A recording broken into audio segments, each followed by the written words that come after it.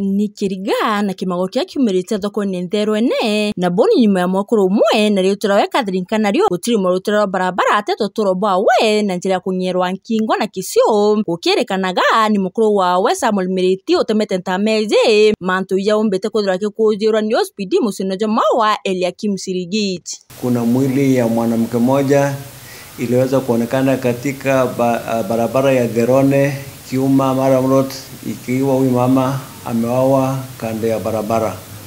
Nikaweza kutuma askari kutoka haba, na walipofika kule kweli walipata maiti ya mama ambaye alitambulika kama Catherine Kanario, na ni kwamba aliwawa kupitia kwa kukata shingo na kisu.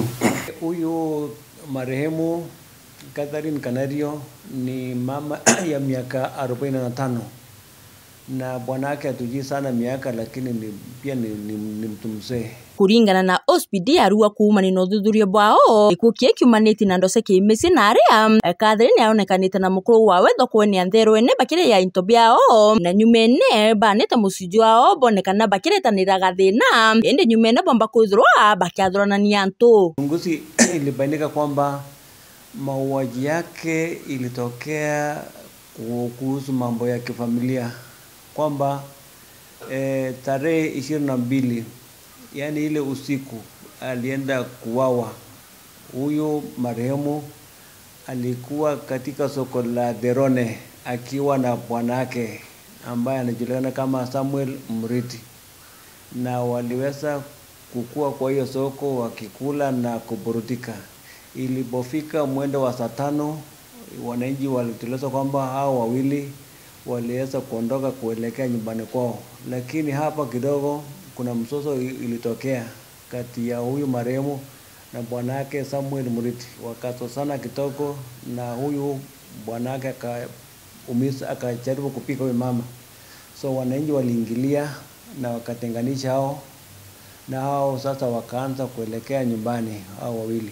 Nare hospitali wete kuma no thuthuria bwao Catherine amona mukuru wawe ni bethire to bakietanira thina ko gayita untugite mwankira thiji Samuel na rombere kwithurwa kimatuka untugite no kabetete na mbere kumuswa ni kenda akajukirio itagarira kiwatho. Tumeelezwa kuwa for some time hao wawili hawajaishi vizuri sana, wamekuwa kisosana, mzee akitoroka akirudi kwa hiyo boma, so most likely the cause of murder ni huyu bwanake ambaye mpaka sasa hivi hatujui alipo, ametoroka, na tunashirikiana na wananchi kutafuta yeye ndio aweze afike hapa atueleze nini kiliendelea hiyo usiku.